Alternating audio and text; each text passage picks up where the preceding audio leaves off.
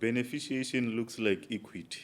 It means actual shareholding in the mining company. It means you are able to sit with the board of directors and the captains of the industry to share in the actual wealth.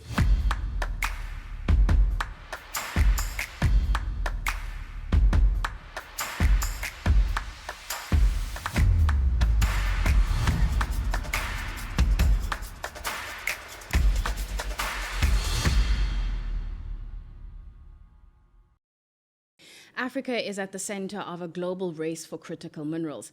But for many communities living closest to these resources, this moment comes with both opportunity and deep skepticism. The real question is whether this wave of critical minerals investments can finally translate into lasting benefits for the communities. Today, we examine whether partnerships can pave the way for Africa's communities to truly benefit from the critical minerals.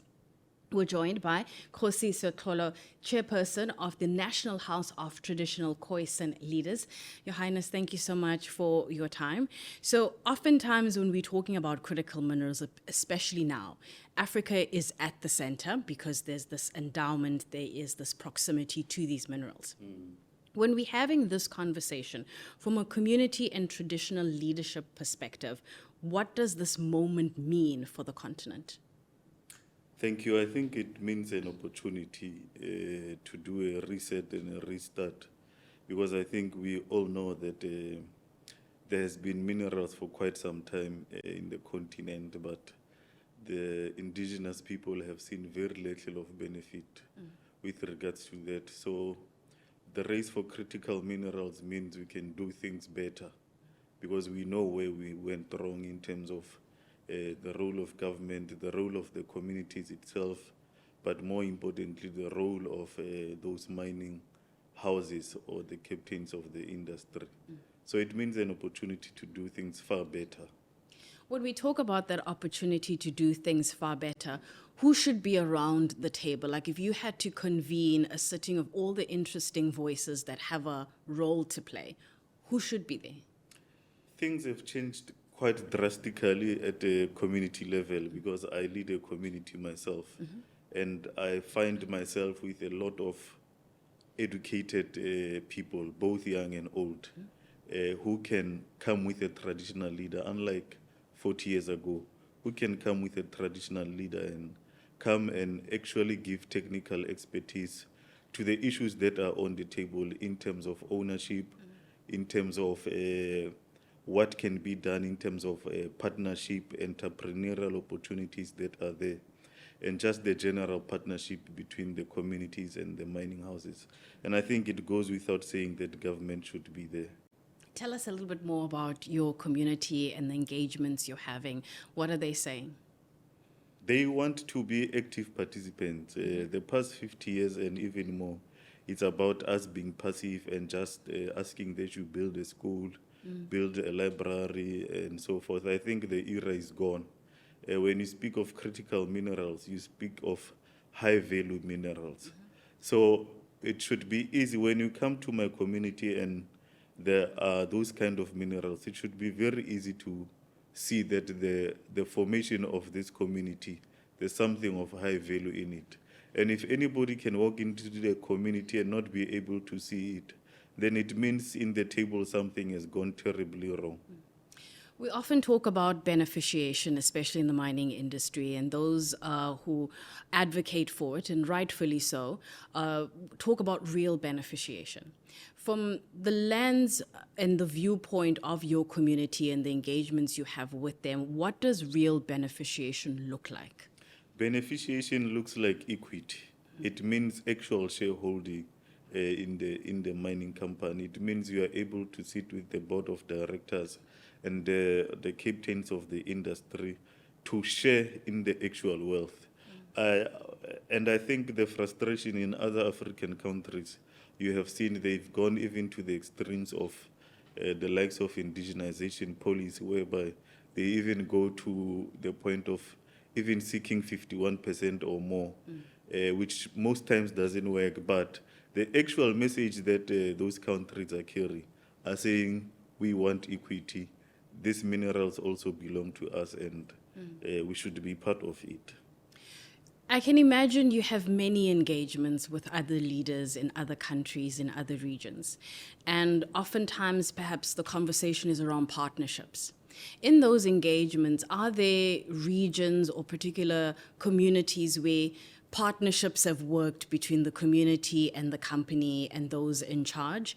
And what can we learn from how they were approaching the situation from your perspective?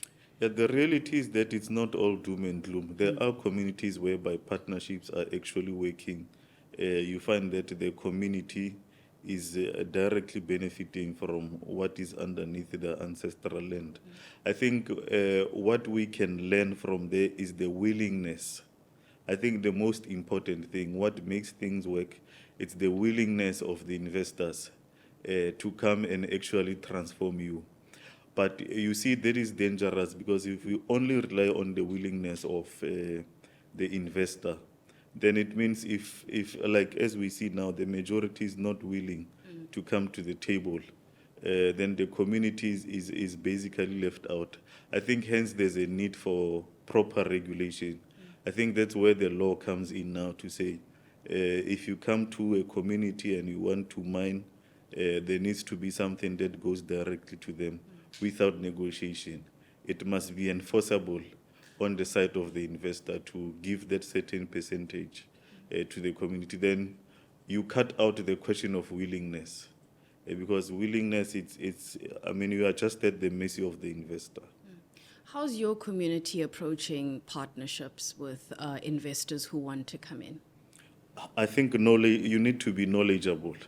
If you are not knowledgeable, they're going to jump over you. So communities need to empower themselves. They cannot, you see, I think also one of the problems of post-1994 is just that we expect things to be given to us.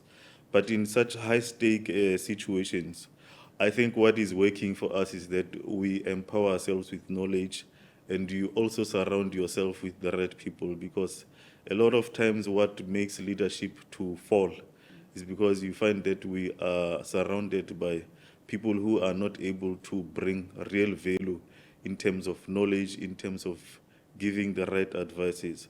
So traditional leaders themselves, they need to make sure that they are opening themselves up to bringing more people around them, people from the village who have got the necessary knowledge, the necessary skills to be able to take the community forward. How should traditional institutions be, resolving disputes, especially at a time where you want to maintain trust between all the parties, but you also want to maintain trust during different mining cycles? How should traditional institutions approach disputes? I think it's not an easy thing, really, because based on the experiences that we see across the country and the continent, is that some of the mining companies are not really honest, including some of government officials. You find that when you are trying to maintain that balance and make sure that you deal with disputes, they will be speaking to the other side, telling them a different story. So what is important is honesty. A traditional leader, I think in terms of our African customs, you need to be honest with everybody. Once you are honest, at the end of the day, the truth will come out that what you were doing it on behalf of the community. There was a genuine intent to get things right. So there's a trust deficit that is still playing out in the ecosystem. It's huge. It's huge. When you go to the communities, they will be accusing the traditional leader, they will be accusing the government, they will be accusing the mining company. So the trust deficit is something that is quite huge, and I think we need to seriously work on it. But earlier on, you were talking about regulation, because you were saying that in some aspects, we may not necessarily rely on the willingness of investors to be able to play their part, and perhaps regulation may come in there to be able to hold people to account and to make sure that they're doing what they've promised to do and they're doing it in a sustainable manner. Yeah. if we're talking about Africa's critical minerals, and we assume that we want the critical minerals to underpin inclusive development for communities, for the regions in which we'll mine these critical minerals, what needs to change from how either policy is done or concessions are agreed on?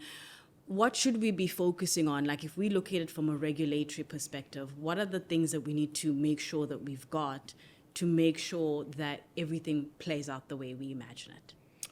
I think from a legislative perspective, the question of the percentage that goes to the community, but beyond the percentage that goes to the community, how it is managed. Yes. Also, the regulation, it should not only be on the side of the mining house, but also on the side of the community. We also need to regulate that.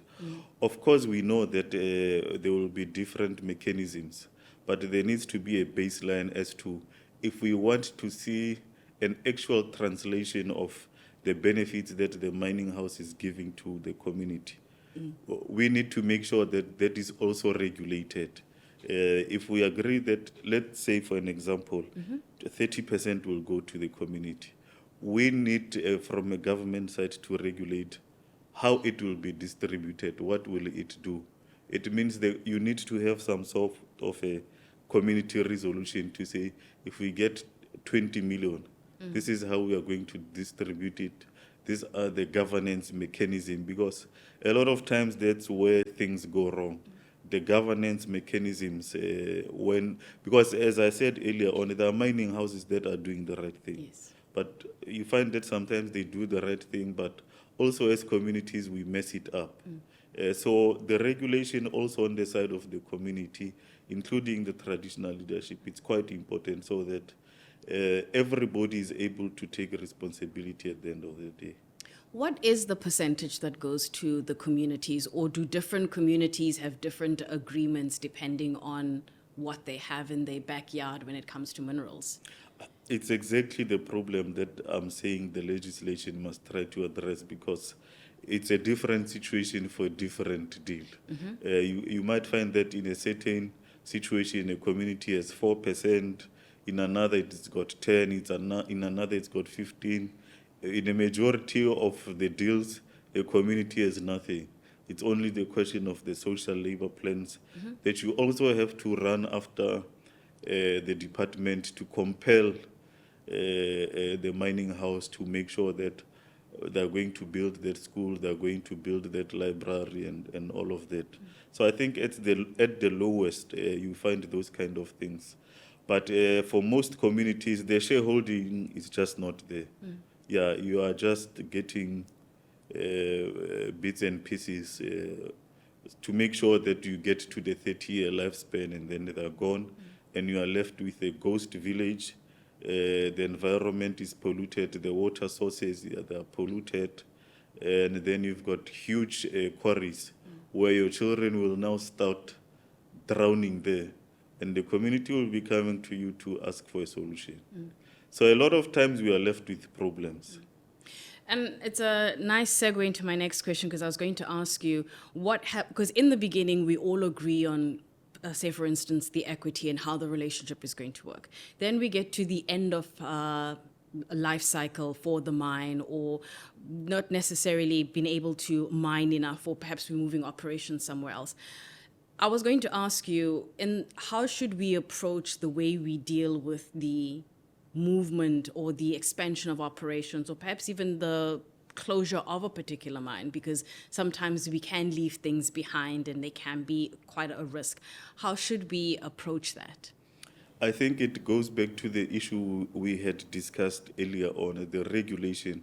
Remember, when you are given a mining right, there's a guarantee that is given to the DMR.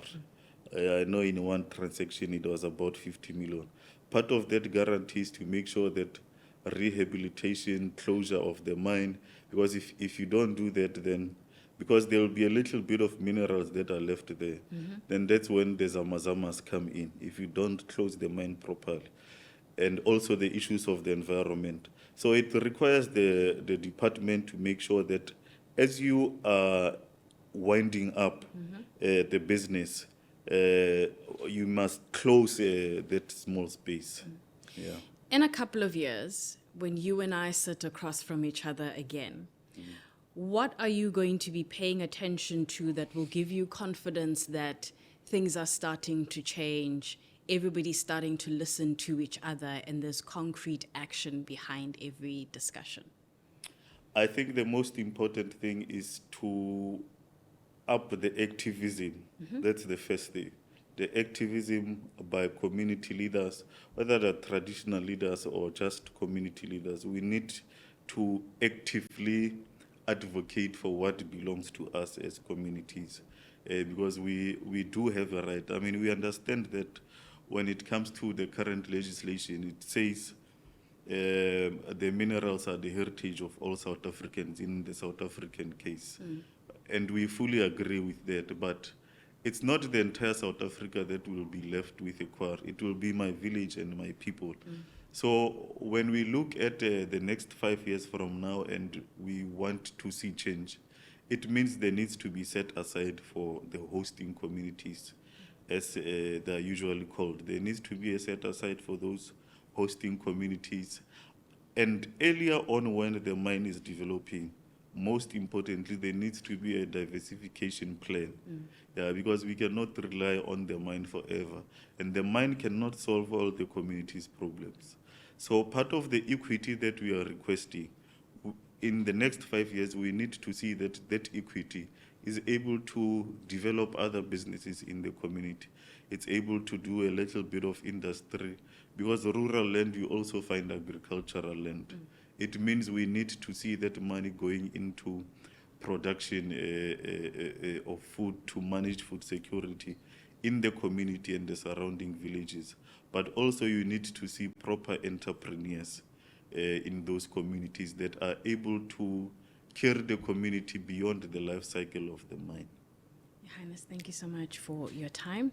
For more mining insights, you can go to miningindaba.com.